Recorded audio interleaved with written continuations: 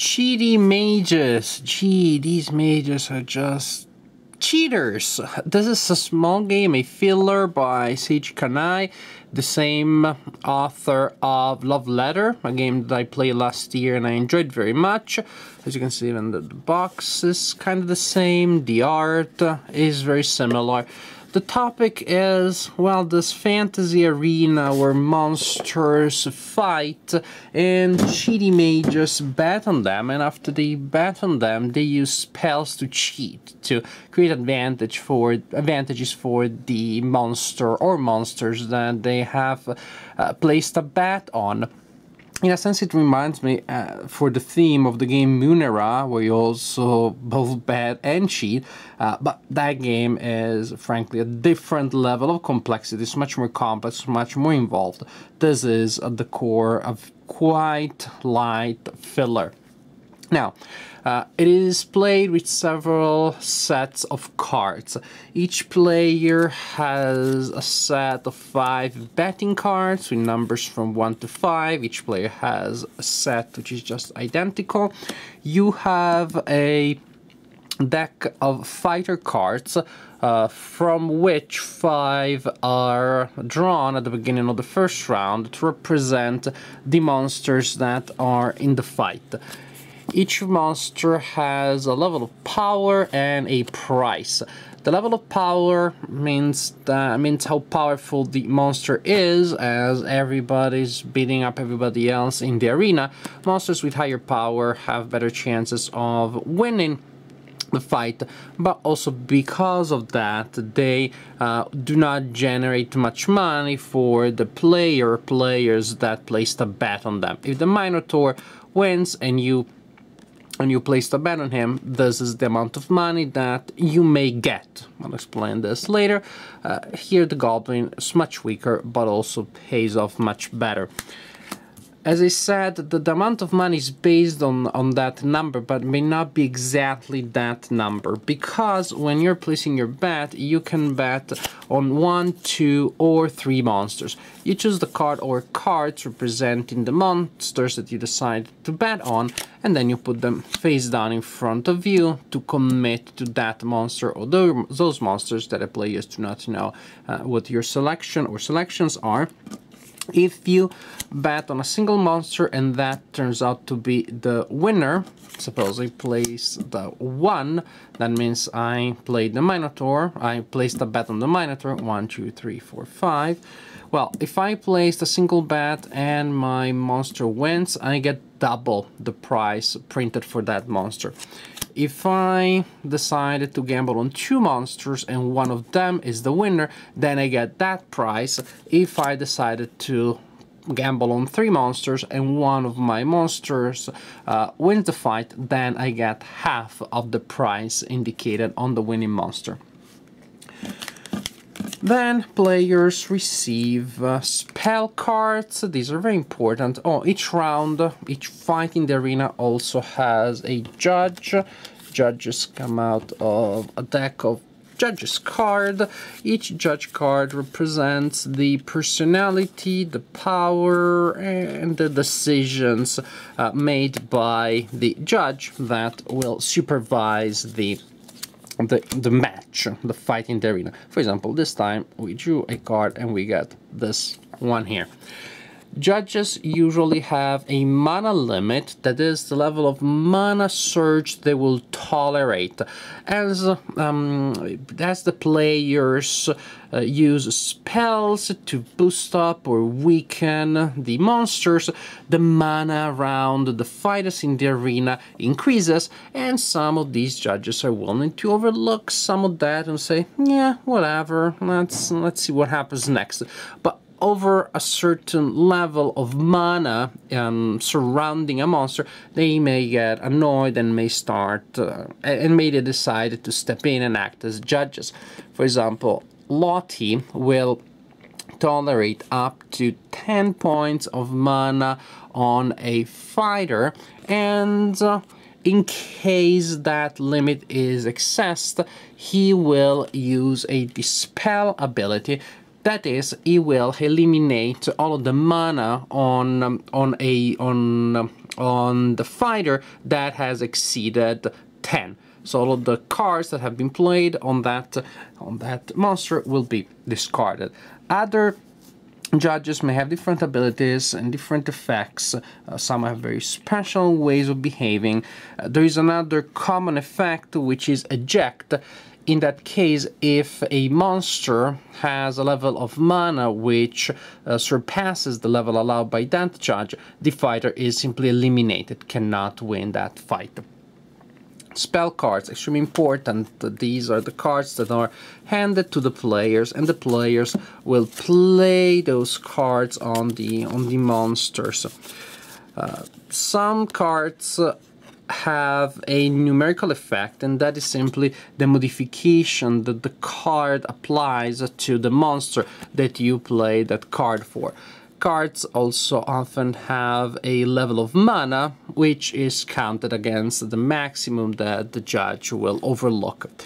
Some other cards have special effects, which are described in the card itself. Some are one-time benefits, and, well, during your turn, you simply play a card, a spell from your hand, or you pass. If you pass, you're out of the round, you cannot play further cards that turn, otherwise you simply play the card. Direct spells, such as this one, are played face up. Suppose that I decide to weaken the succubus, now her power is 6. And then there are enchant cards, such as this one. Enchants are played face down, and they are revealed later. I decide to play this card here face down. The opponents do not know what it is, but I know that right now the skeleton is at power -2. Or is it? Because actually skeletons are special monsters. They have an ability printed here that says this fighter inverts the power of all spells played on it. Plus Kansas minus, and vice versa. So I trade this -5, played on the skeleton, becomes a +5. Now the skeleton has 8. So you simply keep going around the table to play cards face up, face down, one-time benefits, which are resolved immediately. You resolve the effects, and you continue for the present round until all players have passed or they are out of cards. At that point, the cards that are still face down are placed face up. You total the power that each monster has, and then at this point you look at the modified power that each monster has. The monster with the highest power is the winner. If there is a tie there, then the monster with the highest base power among the ones that are the possible winners is the winner. Basically use the base power to break ties. Then you receive your money. You keep track of the money using coins that come with the game. They're not real coins, but they're kind of cute. And that is it. And you play 3 rounds, and at the end of the 3rd round, the player with the highest amount of money in his or her bank, the richest player, is the winner. If there is a tie, the player with the highest number of cards in his or her hand is the winner. If there is a tie there too, the 2 players simply walk down into the arena and they fight to the death, and the survivor is the winner. This last tiebreaker is optional, really. It's not even in the rules, but I think it would be fun to see it from time to time, or maybe not. I'll leave it to you.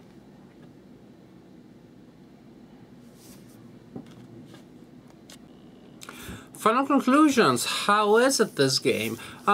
It is not bad. It is an okay game. Not my favorite game in the world. It's an okay one. I didn't find it as exciting, intriguing, and elegant as Love Letter, for example. That is a game that I vastly prefer. For what it is a game that is entertaining. It lasts around 30 minutes. It may last less if you decide to give up at the end and not to play the 3rd round. Because there is a little bit of a problem here, the game has a bit of a runaway leader problem. Because if at the end there is a player that has pretty good advantage on the other players, then you can see that mathematically the players, they're not that player, they're trying to catch up, only have certain bets that they can possibly make.